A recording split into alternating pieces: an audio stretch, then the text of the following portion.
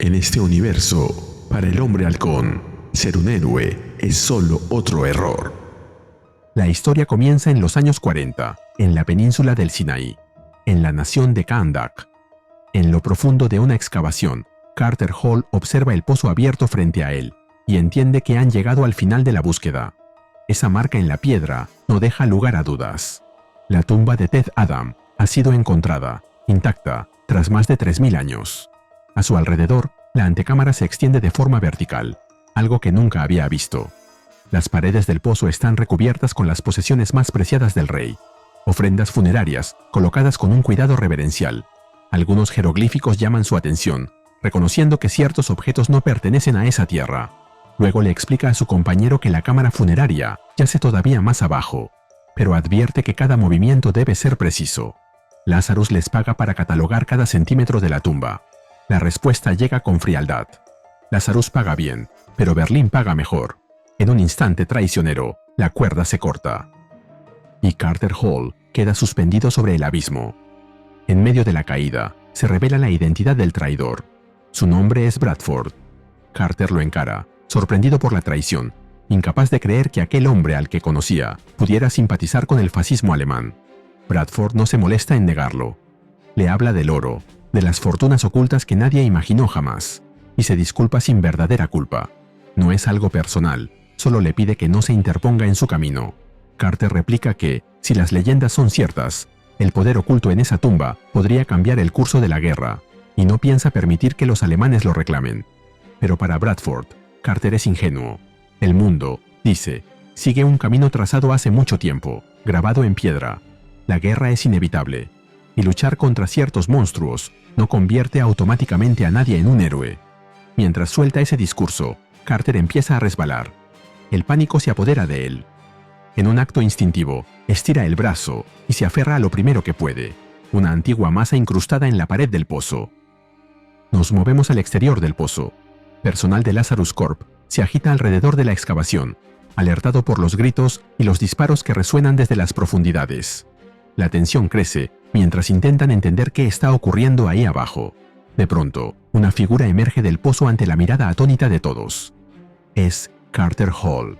Los soldados reaccionan de inmediato y le apuntan, ordenándole que levante las manos. Declaran que esa excavación es propiedad de Lazarus Holdings. Carter emerge portando la masa, y en la espalda tiene unas alas. Intenta calmarlos. Les dice que entiende cómo se ve la situación, pero les pide que confíen en él, que es uno de los buenos. Nos movemos al presente. Absolute Hawkman, el hombre halcón, Absolute, se mantiene firme frente a Absolute Superman y le habla con autoridad, preguntándole si lo ha escuchado. Le deja claro que está ahí para ayudar, que es uno de los buenos, y que, le guste o no, necesita esa ayuda. Cuando intenta presentarse, Superman sale disparado a una velocidad imposible y desaparece de la escena. Hawkman se queda mirando el vacío, confundido, preguntándose a dónde demonios se fue. Un instante después, Superman regresa como si nada, disculpándose. Una puerta de avión cayó sobre Cleveland y tuvo que intervenir. Se presenta por fin. Es Superman. Comenta con ligereza que le gustan sus alas y le pide que continúe. Hawkman intenta retomar la conversación, diciendo que lleva tiempo observándolo y que él no es lo que parece, pero Superman vuelve a salir disparado sin aviso. Hawkman no puede creerlo. Superman regresa otra vez, disculpándose de nuevo. Pensó que alguien se estaba ahogando en Omaha, pero solo se reía de forma extraña. Reconoce que quizá deberían dejar la charla para otro momento, porque está bastante ocupado. Hawkman, harto, lo agarra antes de que vuelva a irse, y le advierte que no lo haga otra vez. Superman se defiende con una verdad básica. Hay gente en problemas ahí fuera. Hawkman responde sin dudar. Siempre hay gente en problemas. Pero ellos, en ese momento, están hablando. Superman cuestiona si eso es realmente lo que están haciendo. Hawkman deja claro que está acostumbrado a que la gente escuche cuando él habla. Al sujetarlo, Superman nota algo extraño y lo señala. Ese agarre no es humano. Le pregunta si no es de la Tierra. Hawkman se ríe y le responde que nació y creció en Gotham City, antes de que el lugar se fuera al infierno, y que hoy no regresaría por nada. Entonces se quita la máscara y se presenta como el Dr. Carter Hall, arqueólogo retirado. Agrega que, durante la guerra, cuando volaba y abatía alemanes, lo llamaban Hawkman. explica que el traje es lo verdaderamente alienígena, forjado con metal ENS del planeta Thanagar. Nunca ha estado allí, pero sabe que Superman viene de algún lugar más allá de la Tierra y le pregunta si ha oído hablar de ese mundo. Superman, desconcertado, quiere saber cómo lo supo y quién le dijo que era un alienígena. Carter responde con calma. Él mismo lo acaba de demostrar. Le dice que tiene mucho que aprender y lo invita a dar un paseo. Nos movemos a Metrópolis. Un Peacemaker observa desde las sombras cómo unos guardias retiran un cargamento. Son agentes de Gates. Mientras escucha instrucciones a través del comunicador, el Peacemaker hace una pausa. Pregunta qué caja. Al alzar la vista, la localiza de inmediato. Está fuertemente custodiada, rodeada de guardias armados. Sabe que necesitará un equipo de extracción completo si esperan que se encargue de la situación. La comunicación se corta y él responde con obediencia absoluta. Acepta las órdenes de Lady Talia y reafirma el credo de Lazarus. Lazarus means forever. Lazarus significa para siempre. Sin previo aviso, abre fuego contra la caja. No mata a los guardias, pero algo dentro se libera. Una presencia oscura emerge y comienza a absorberlos, drenando su esencia mientras el caos se desata. Volvemos con Carter Hall y Superman desplazándose juntos. Hawkman rompe el silencio y le habla con dureza, a pesar de que el mundo entero parece haberse vuelto loco, tratándolo como si fuera la segunda venida del Mesías. Le deja claro que no es el primer hombre capaz de volar. Él tampoco lo fue, y lleva haciendo esto el tiempo suficiente como para ver a figuras brillantes como él aparecer y desaparecer. Superman, intrigado, le pregunta si existen otros como él, otros con poderes. Hawkman se burla de la idea y le responde que hay más ahora mismo, y que muchos aparecieron al mismo tiempo. Le pregunta si de verdad cree que todo eso es una coincidencia. Menciona al imponente murciélago del este, a la bruja del oeste, al fugitivo del proyecto Olympus, y a lo que sea que cayó en Evergreen. Superman admite que no sabe de quién está hablando. Para él, lo único que oye son los gritos. Hawkman asiente con amargura y le dice que siempre es lo mismo con tipos como él. Aparecen un día maravillados por lo que pueden hacer, se convencen de que son especiales e imparables, y empiezan a preguntarse por qué no cambiar el mundo de la noche a la mañana. Enumera nombres del pasado: Iron Monroe, Wesley Dodds, Dr. Fate, Oliver Queen, héroes que alguna vez intentaron lo mismo. Como comentario, sus historias se cuentan en el especial de Absolute Evil. Cuando Superman admite que no le dicen nada, Hawkman le explica por qué. No es por venir del espacio, es porque fueron estúpidos.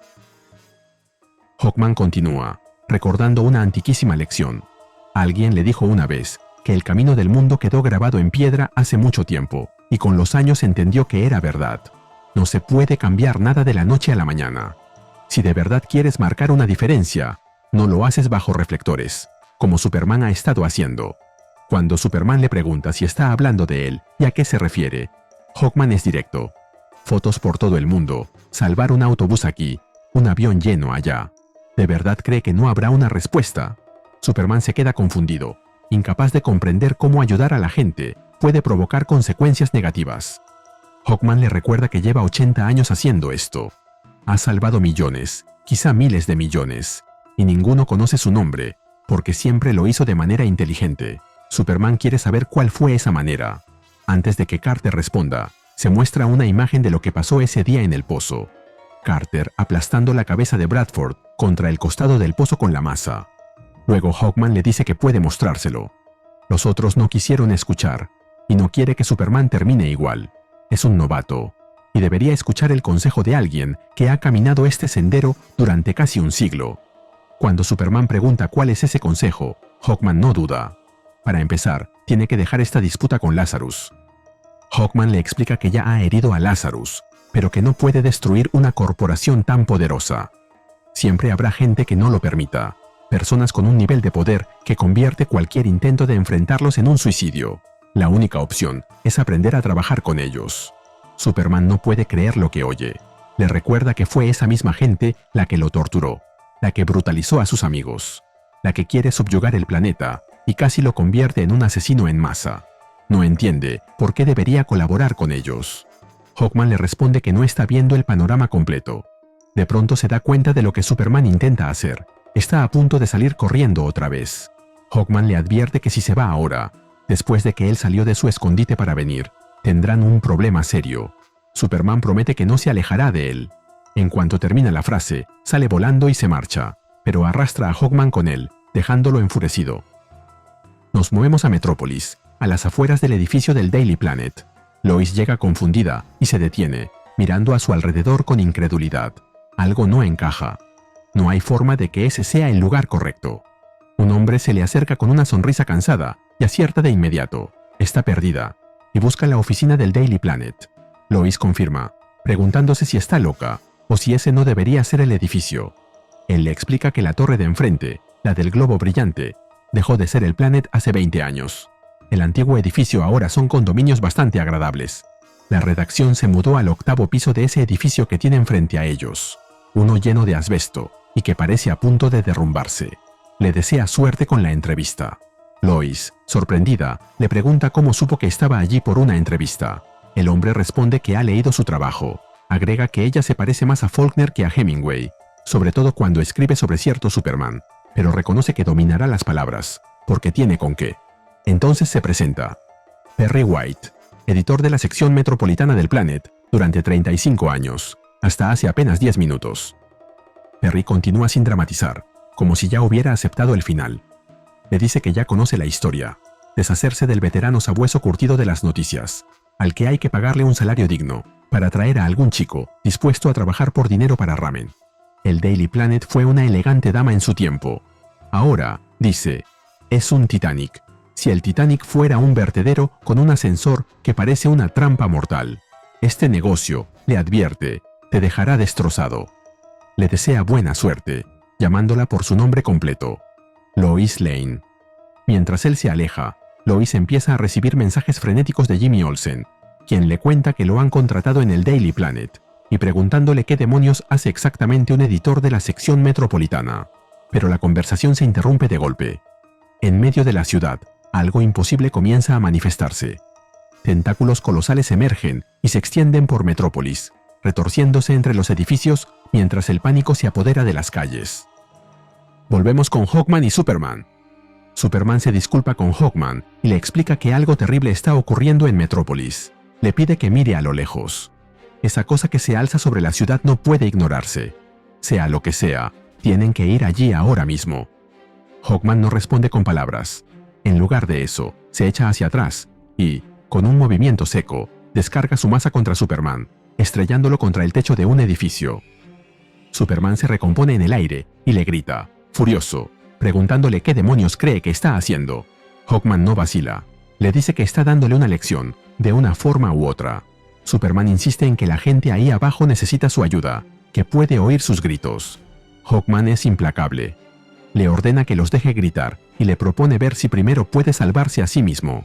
Superman acepta el desafío. Dice que él lo pidió y dispara su visión de calor con toda su fuerza. Hawkman atraviesa el ataque a golpes, dispersando la energía con la masa como si no fuera nada. Hawkman avanza entre los restos de la energía disipada, completamente intacto. Se burla de Superman, preguntándole si eso es todo lo que tiene. Ojitos de microondas. Le deja claro que ya no está peleando contra peacemakers ni soldados comunes. Para sobrevivir en este nivel, va a necesitar algo más que una capa elegante y buenas intenciones. Hawkman no le da respiro. Lo golpea con violencia, aplastándolo una y otra vez, imponiendo su experiencia. Superman, acorralado y frustrado, aprieta los dientes y finalmente se lanza al ataque, levantando el puño para devolver el golpe. Hawkman contraataca antes de que el golpe conecte y estampa la masa contra Superman con fuerza devastadora. Lo llama patético. Supone que, al ser tan fuerte, nunca se molestó en aprender a lanzar un puñetazo de verdad. Le reconoce la velocidad, pero rápido y torpe sigue siendo torpe. Para Hawkman, su forma de pelear parece aprendida viendo la televisión. Él, en cambio, aprendió matando a alemanes, al Vietcong y a superespías comunistas. Le advierte que sin su guía, Superman estaría muerto en una semana. Finalmente, le exige que le diga la verdad. Nunca había estado en una sola pelea antes de conseguir esos poderes. Superman le responde que tiene razón, que nunca la tuvo, pero ahora tiene esos poderes. Aprieta los dientes y canaliza toda su fuerza en un solo movimiento. El puñetazo conecta de lleno y Hawkman sale despedido, atravesando la estructura de un estacionamiento cercano. El concreto estalla a su paso, las columnas se quiebran, y los niveles colapsan mientras su cuerpo se pierde entre los escombros. El impacto resuena por toda la zona, marcando un cambio claro en la pelea. Cuando el polvo se disipa, Hawkman y Superman vuelven a quedar frente a frente, pero ahora no están solos. Ante ellos se alza una criatura monstruosa, una aberración que domina el paisaje con su presencia. Hawkman observa la cosa con incredulidad y rompe el silencio, preguntándose qué es eso en nombre de todo lo sagrado. Superman no aparta la mirada y se lo recuerda con firmeza. Le dijo que algo estaba pasando. Le plantea una elección clara. O lo ayuda a salvar Metrópolis o se aparta de su camino. No hay espacio para disputas personales. Esta es la única pelea que importa. Esa criatura es Absolute Parasite, Absolute Parásito, y lo vemos recorriendo las calles, alimentándose de la energía vital de todo lo que la rodea. Nos movemos a algún lugar de Missouri, donde Brainiac ha ido a visitar a Lex Luthor, tomando la apariencia de su contraparte en el universo principal de DC, con la pelada y todo. Lex escucha con calma y reconoce que la oferta es generosa, agradeciendo incluso que haya viajado tan lejos, pero admite que no lo entiende. Pregunta por qué él. ¿Por qué tanto esfuerzo por un hombre que solo posee una gasolinera de pueblo y entrena béisbol infantil? Bromea diciendo que el único partido que ganaron fue porque el otro equipo tenía mononucleosis. Se pregunta si está seguro de haber encontrado al Lex Luthor correcto. Brainiac le asegura que no hay duda alguna. Tras una investigación exhaustiva, su nombre surgió como el candidato absolutamente perfecto para el proyecto. Lex frunce el ceño y pregunta si se trata de algo clasificado, si trabaja para el gobierno. Brainiac responde que ha estrechado la mano de 10 presidentes, 11 si cuenta al que le dio una bofetada, pero que ahora trabaja por cuenta propia. Sobre el proyecto, solo puede decir que gira en torno a un individuo muy especial, alguien a quien llaman Superman. Lex le responde con total honestidad que no sabe quién es, que no sigue mucho las noticias. Prefiere trabajar en el jardín antes que mirar el teléfono. Sabe que hay muchos problemas ahí fuera, pero aquí todo es sencillo. En ese momento, sus hijos, Lena y Alex, salen corriendo y le avisan que su mamá ya está lista para cortar el pastel, y preguntan si va a unirse a ellos. Lex sonríe y les dice que sí, que ahora mismo va. Por su parte, Brainiac insiste, le recuerda a Lex Luthor que el dinero no es un problema. Si la oferta no le parece justa, puede añadir tantos ceros como quiera. Asegura que pagará cualquier precio por estar en el negocio de Lex Luthor. Lex escucha sin alterarse y responde con calma. Le dice que es halagador, pero que al final del día no puede aceptar. Todo lo que necesita, ya lo tiene ahí. Se considera el hombre más afortunado del mundo. Se disculpa y explica que no puede decir que sí a un trabajo que lo alejaría de su familia. Tendrá que rechazar la oferta. Brainiac acepta la respuesta sin discutir. Dice que está bien. Lex lo invita a quedarse por un trozo de pastel. Luego agrega que no ha escuchado su nombre. Brainiac cambia el tono y le responde: Oh, no me marcharé de aquí. No eres quien pensé que eras, Lex Luthor. No te pareces en nada al hombre de ambición inagotable que estás destinado a ser. Verás, he visto más allá de este universo. He visto a un Luthor que se elevó para estrangular dioses con sus propias manos, que grabó su nombre con sangre a través de las estrellas. Esta versión patética y hueca parece carecer de la motivación necesaria, pero no pasa nada. Mi nombre es Brainiac y me han dicho que puedo ser bastante motivador.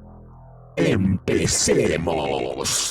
Brainiac completa su transformación y sus brazos se transforman en motosierras vivientes, listo para acabar con todos los invitados y darle así a Luthor una razón para cambiar de opinión. Y así terminamos con Absolute Superman número 16, con guión de Jason Aaron y arte de Juan Ferreira. Apoya a Ariuse Comics con un me gusta, suscríbete y dime qué te pareció este número. Gracias. Saludos a The Brian F12. Nos vemos en el próximo video.